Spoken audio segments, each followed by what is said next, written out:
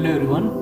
Today we will see an interesting topic: why the devaluation of the Indian rupee is happening. What are the reasons behind that? The history that since the 1947. We might be aware that when India got freedom in 1947, at that time the $1 is equal to 1 rupees. That is what the currency scenario at that time. How it is changed, that history we are going to see. The exchange rate of the three types of the exchange rates are there. The three types: one, the floating exchange rate, which floats; second, the fixed exchange rate; and the third one is the managed exchange rate. So these are the three different types of exchange rate which they are followed in the world. I will see one by one that the floating exchange rate, what it is. The system of exchange rate in which the value of the currency, is allowed to adjust freely. So that's why it is called as the floating. And the float is determined by the demand for the supply of the foreign exchange. So demand and the supply, based on that we can float. So that's why it is called the floating exchange rate. The second one is the fixed exchange rate.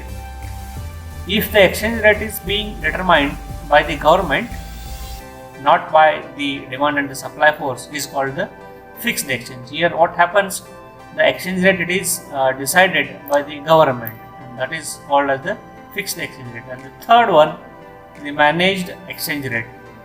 In this kind of the system, exchange rate is partially allowed to fluctuate. Government does not allow fluctuation more than 1 to 3%. So here the partially it is allowed, but that fluctuation it should not be more than from 1% to the 3%. So this system exchange rate neither fixed nor free, right? So that is the third, we say, managed exchange rate. So we might be aware that International Monetary Fund, that we can call it as an IMF. What it does, it is an organization of the 190 different countries working to foster the global monetary cooperation, secure financial stability, promote the high employment and sustainable economic growth, and reduce the poverty around the world. So it is the major function which the International Monetary Fund it does. That we can call it as a IMF. So this is what the map of the countries which what you can say receiving assistance and debt service relief from the IMF. The another one, the par value system, which it refers to the monetary practice of the member countries fixing the value of their currency against gold or the US dollar. So here what they does, they fix the currency value either by the gold or with comparison with the US dollar. And this par value system was followed under the Bretton Woods system, which is working in between the year 1946 to the 1971. After that, it is not working, that the Bretton Woods system. So, as we mentioned, that par value system, which is working in 1947 to 1971, these are each member of the IMF, that is International Monetary Fund. They undertook to maintain the par value of its currency in terms of the gold or the US dollar. So after gaining the independence, India followed the par value system of the IMF. We got on the 15th August 1947, and just now I said that the exchange rate between the Indian rupees and the US dollar, it is equal to the 1. That is 1 US dollar is equal to 1 Indian rupees. That is in 1947. Then in terms of the currencies, the exchange rate was the pegged to the pound sterling at the Rs 13.33 or at the dollar of 4.75 in September 1959, and this was remained unchanged to the till 1966, and then rupees again it was devaluated by the 36.5%, that is of the, or the Rs21 per pound, or it become nearly equal to the $1 is equal to the 7.10 rupees. And this system continued till the 1971. When the total Bretton Woods system collapsed with the suspension of the convertibility of the dollar by the USA. Now we see what are the top the major 5 the point on which we say that the dollar value it is increased, or we can say the Indian rupees value it is decreased, the reverse one. Why the value of Indian currency declined against the US dollar at the time of the independence? There were no outside loans on the balance sheet of the India, but when the British departed from the India, Indian economy paralyzed in the absence of the capital formation and the proper planning, which we don't have initially when we got the freedom in 1947. So these are the 5 the major the points based on which the Indian currency declined against the US. So the first one we say that the lack of funds in the hands of the government. When we got the freedom at that time we don't have the sufficient fund. That's why the first point. Then second, the war against the China and the Pakistan. Then the political instability and the oil shock of the in the year 1973. Then the economic crisis of the 1991. And apart from these, few other reasons are there. So the terms are the other reason all. So these are the 5 major points based on which the Indian currency is declined. Now we'll see the one by one.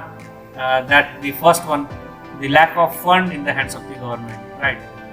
When in the situation of the wealth crunch, the Prime Minister Nehru adopted the model of 5-year plans from Russia. When we got the freedom, at that time we don't have any planning, and what we did, we adopted the model of the Russia, that is in the 1950 to 1960. So what we have to do if we want to implement, we need the currency. So what we did, the Indian government, we continuously borrowed the foreign money in the form of the loan, because we don't have the amount or the money at that time. So if you want to develop, we need some the money, so which we took from the foreign countries in terms of the loan. So due to that, we have, we can say, the devaluing. Then the exchange rate it becomes nearly $1 is equal to 4.75 in 1950 to 1960. That is the first reason, the lack of the fund. This is the first reason. Then second one, the war which we did with China and the Pakistan. So as already we seen first that the India was facing the budget deficit and was in the state that it could not borrow the more additional loan from the outside due to the negative rate of this we don't have. And in that again there was the war against the China in 1962, and again with the Pakistan in 1965. So in 1966 there was the huge drought which crippled the production, the capacity of the Indian economy. So inflation increased in the economy. So to increase the domestic production scenario, Indian government needed the technology, and to have the technology and tackle the higher inflation and to open the again Indian economy for the foreign trade. The government again what it did, they devaluated the external values of the rupees. This is the second point where again they devalued the values of the rupees.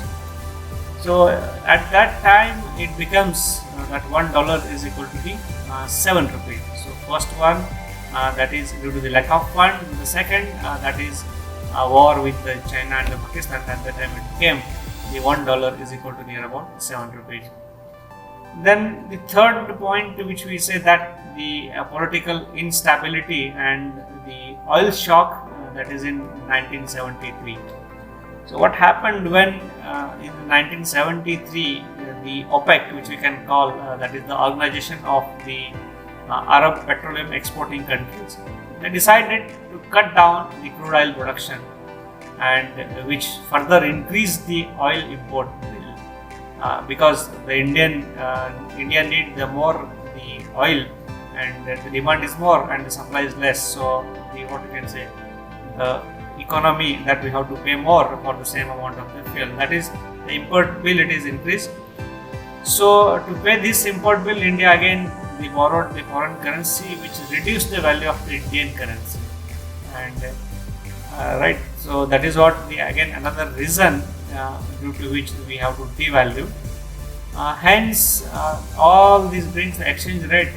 It is $1 is equal to that is 12.34 Indian rupees in 1985, and in 1990 it becomes $1 is equal to 17.50 Indian rupees.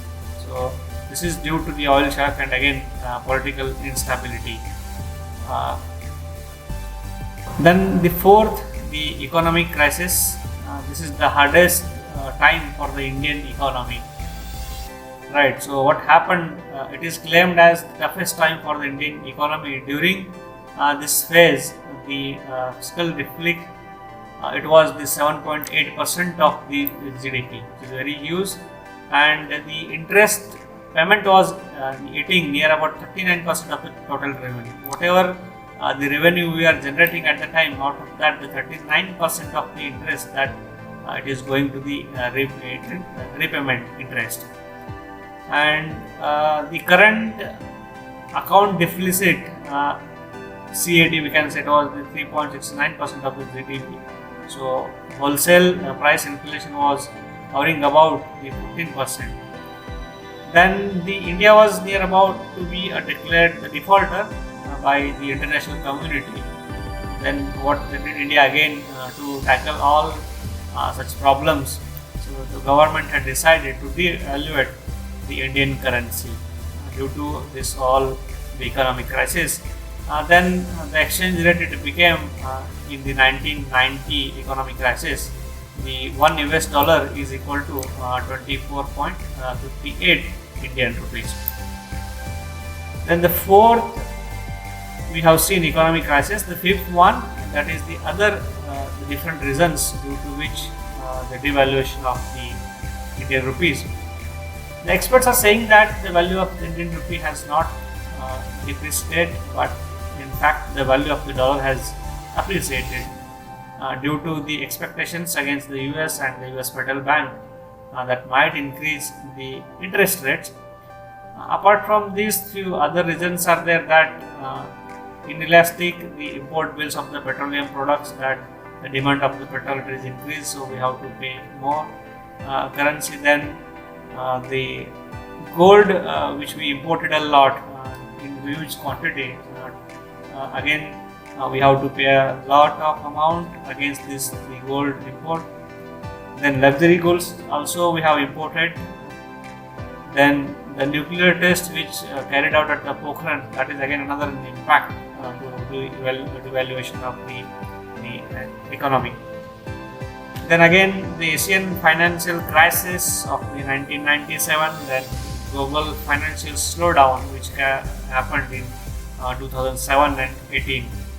Then European crisis, that is in 2011, and again in 2013 depreciation, and the significant depreciation in 2018.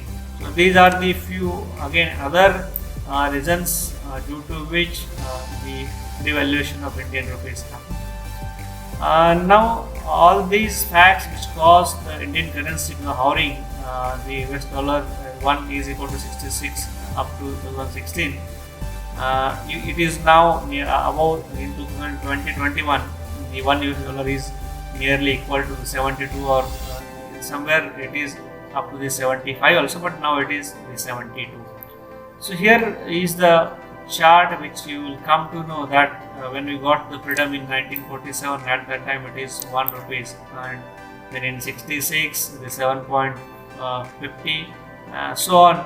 it goes on increasing, and here in the table it is up to 2015. So you will get in 2015 it is the 63.76. Now in 2021 it is nearly about the 72 point something dollar, right? So this is what the Indian rupees nearly about $1 is equal to. So I hope you understood. Thank you.